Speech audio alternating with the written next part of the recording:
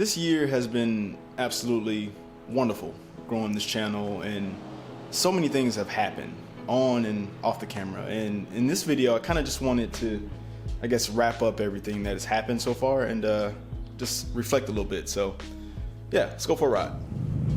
It has been a wonderful year for this channel.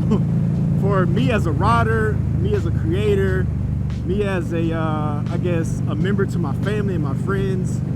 It has just been a wonderful year, man. And also being a inspiration to a lot of you watching.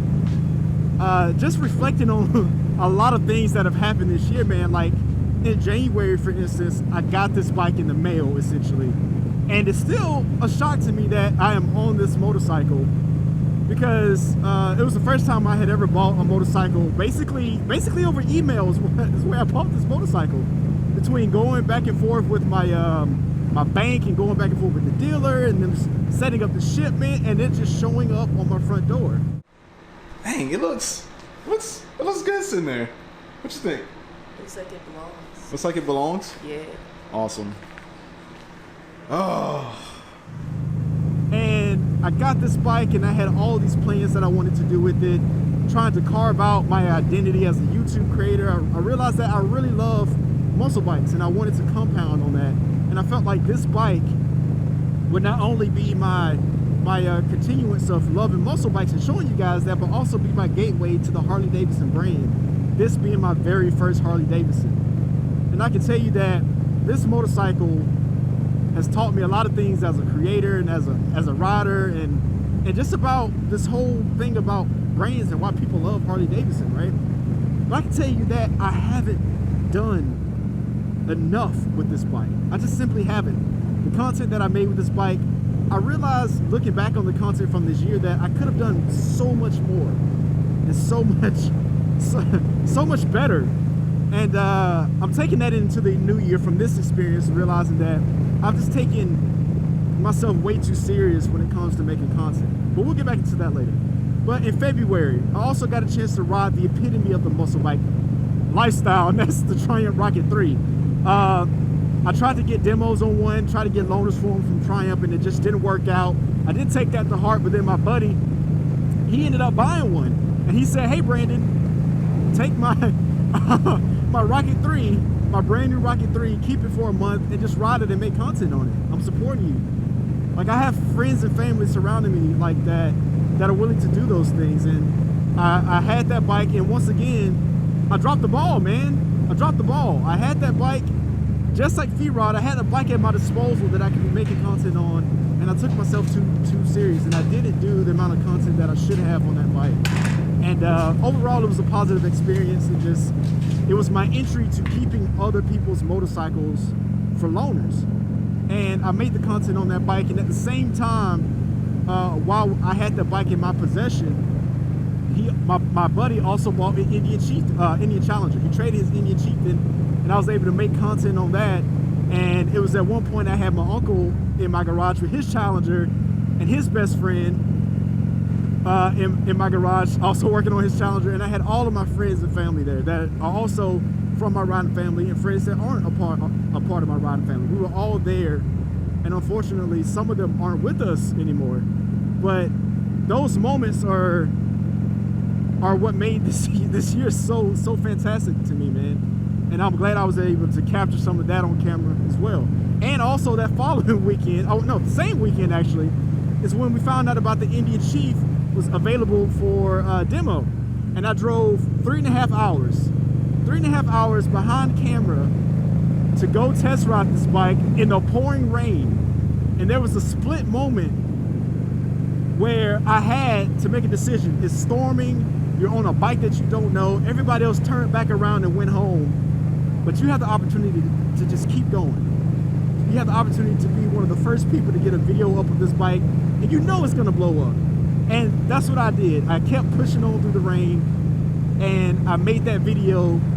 And what's crazy is it was at that moment that my YouTube life changed. Because later on, Indian Motorcycle saw that, and they invited me out to my first ever press event where they wanted me to ride the Indian Chief in Arizona. in Arizona, man, my first press event.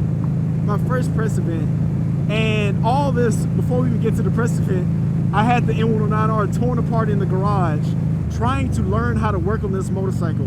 Ended up doing valve checks, radiator flushes, taking off the rear wheel to change out the rotor, man, and I did an entire complete redo of my braking system, from brakes to pistons and piston ring seals and rebuilding brake lines, and it was just a crazy project that got wild so fast.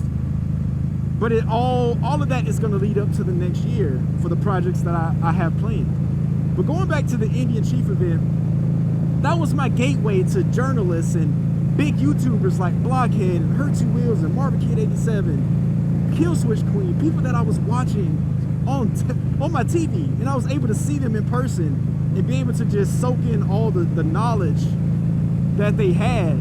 You know, not forgetting about other people like Bo from Chase on Two Wheels, but it's just so many people. But my point is, I was in the presence of people that I was watching, and I was able to just be there and just just taking all that knowledge and wisdom that they had, and they were just there to just share, and that was just so monumental for me as a YouTuber, man. I don't know if I'll be able to ever just relay how much that experience set me on the path to where I feel like I'm headed in this next year. And I say that because later on, Indian reached out to me again and said, hey Brandon, we want to give you an Indian Chief to ride on your trip to Dallas. We're going to give you a bike to just keep for a month and make content on. And that was my first experience getting a loaner from a motorcycle manufacturer. And I was just honestly just blown away, man. Just a kid on Christmas, a kid or an adult that's finally seeing the fruits of the labor that they've been doing, the countless hours coming home, editing, wondering if what I'm doing is right, wondering if any of this means anything. And of course, to you all, the people that I'm making the content for, the people that I'm trying to inspire, it's of course everything to you guys, right? So I get this bike and I make this content, and then I get a chance to go on my first ever trip with my uncle. Pretty much my uncle and I, we're essentially first generation, or at least second generation from me to him. We're essentially first generation riders in my family. You know, we don't have a legacy of riders. Whoa, what? Oh, I thought that was an animal. We don't have a legacy of riders in our family that we could just look back on and say, you know, this is their lineage, and we're kind of expanding upon that. So I guess you could say I do have another uncle that I want to say he rode motorcycles over there in Germany. But anyway, this was my first, I guess, ride with my uncle, a long ride, where we went on this long trip where we were pushing our physical selves at that point, because we never done something like this. And then we met up in Dallas with our good friend James on his Victory Magnum, and then we went to this event, man, and got a chance to see Shade Tree Surgeon again, meet Doodle on a motorcycle for the first time, see Jess again, and just meet a bunch of other YouTubers once again. Got a chance to see Bo again, got a chance to meet some of you all that were out there, and again, talk with them about what I can be doing better, or what they're doing, and how they're trying to expand this thing that they're doing and scaling their own businesses. And it was just so much fun, man. It's an experience that I would never forget. But it was important to me because, dang, I thought I shifted. It was important to me because Indian trusted me with their motorcycle, with it showed me that they're on board with what I do here, that they trust that the storyteller, the motorcycle, I guess motor vlogger, or the motorcycle content creator that I am, how I do things here, they're on board with that. And that meant so much to me, guys. That meant so much to me. And other brands like Harley Davidson, they saw what I'm doing, and then they invited me out to ride the Pan America, man. Despite what I do with Indian, despite me, of course, having this Harley Davidson, and Indian knowing that I have this Harley, both of these brands are still willing to work with me, and it shows that they trust what I do as a creator. They trust that the way that I tell these stories to you guys, or try to, and give you guys a small glimpse of my life, that is my riding life, that they trust what I do, man, no matter what I ride. And that means so much to me. And it means a lot to me that you guys are still willing to watch, even though I technically don't own an Indian motorcycle right now. You guys trust what I do here. And it just, and we say it a lot that we couldn't do this without you guys. I literally can't do this without you, because you guys watch the videos. You guys critique me when I mess up. You guys tell me that, hey man, we want to see more of this or less of that.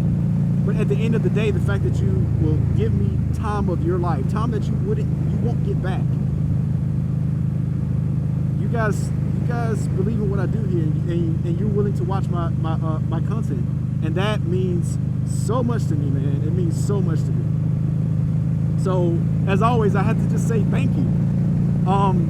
But the next year, man, I'm gonna do things differently. I'm not gonna take myself as serious as I have this year, because even though I know some of you guys say, oh, you're my favorite creator, you do videos so well, I look back on my year, and even though this channel has grown well beyond where I could have seen it based on, you know, previous years, and based on how I see my analytics, right? I get so caught up in the analytics, but I just see that I could be doing so much more. I could be not taking myself as serious when I'm editing these videos. It's going, oh, the audio has to be perfect, the music choice has to be perfect, the choice of clips has to be perfect. Everything just has to work perfect. It's just nauseating to me now. And like, if you haven't noticed, I've gotten videos out faster this month. I feel like I put videos out this month the fastest than I have the entire year, because I'm going back to these old formats, and I'm incorporating everything that I've learned from my voiceover techniques, my storytelling techniques, the way that I shoot B-roll, the way that I'm able to capture a moment. I'm taking all of that and I'm bringing it back and incorporating it with moments like this. And I want to say the next year, I'm gonna say the next year is gonna be the biggest year for Brandon Bicasso. I really do. And my whole goal, just like many YouTubers that are taking this thing serious, is to be able to take this thing full time if I possibly can. That is the goal for next year. And I have to really take this really slow, because this tires suck, man. I really want to take this thing full time, and it's not gonna be easy. But like I said, I know that there are things that I could have done so much better as a creator. And it's just comforting to me to know that brands are finally recognizing what I do here. They recognize the effort that I put into my videos, because I know that I have to be better. I hate to say it, but Jess and Shade Tree and Blockhead, all of my friends that are creating videos, I have to be better than them, because I'm trying to grow, right? I have to be better than them. It's a friendly competition, but at the end of the day, these are my lifelong friends, and they motivate me so much more to just be better at what I do. And all of the things that I've taken from them, and I'm just gonna try to apply it as best as I can. And in the result, you guys will get better content. But next year, all that said, I'm taking way more risk, because I've had, man, it hasn't been all roses and petals behind the scenes. I've taken so much more time to just appreciate my friends and my family, and try to get out here and do more events. Like the YouTuber Rock with Two Indians, for instance, he invited me out to his subscriber meetup. I didn't tell him I was coming.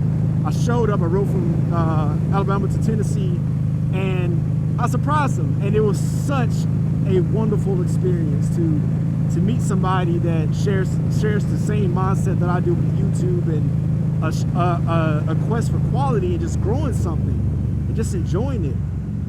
And it challenged me as a rider. The Dallas trip challenged me as a rider. The trip to Tennessee challenged me as a rider. And it showed me where I enjoy, or where I should be spending my time, and that's with my family and friends. You know, I said before that some of the people that I spent my time with earlier this year, they aren't here anymore. And it hurts. But again, that let me know where I needed, that's where I needed to spend my time. And even this month, things have just life just hit so hard, man. Again, people that aren't here anymore, that are near and dear to my heart, and it just shows you again where you should be spending your time. And I know that as much as I spend my time creating content on this channel, that it doesn't go to waste. Somebody's watching it, somebody's being inspired by it, and that to me is enough to keep doing what I do here. But I just know that for my own standards, re-upping what I do here, one-upping myself, and just realizing that I can always be doing more, there's always something that I could be doing better, that lets me know that next year is going to be big. And all the people that motivate me and encourage me to just go for it and take more risk, those people I know would be very happy to see me do it next year. So for all of you out there, man, that are continuing to support me, I appreciate you so much. Again, I could not have done this without you. It's been a great year for me. The second channel is doing well. Eventually I want to scale that thing. Next year is all about scale. And luckily, at the end of the year, it didn't end on such a negative tone, considering I got hacked and I was able to fix all of that and turn it around. But yeah, here's to the holidays, and I think it's gonna be a fantastic year. But again, I just want to thank you guys, man, because none of the comments, even though I don't respond all the time, I promise you I read every single one, and every one that you guys let me know that I inspired you, or that this was as simple as, dang, Brandon, that was a good shot. That encourages me to just keep going. So yeah, man, yeah, as always, thanks for watching and thanks for listening to my story. And if you're subscribed, I'll see you not only in the next one but the new year. And yeah, cheers to the next one.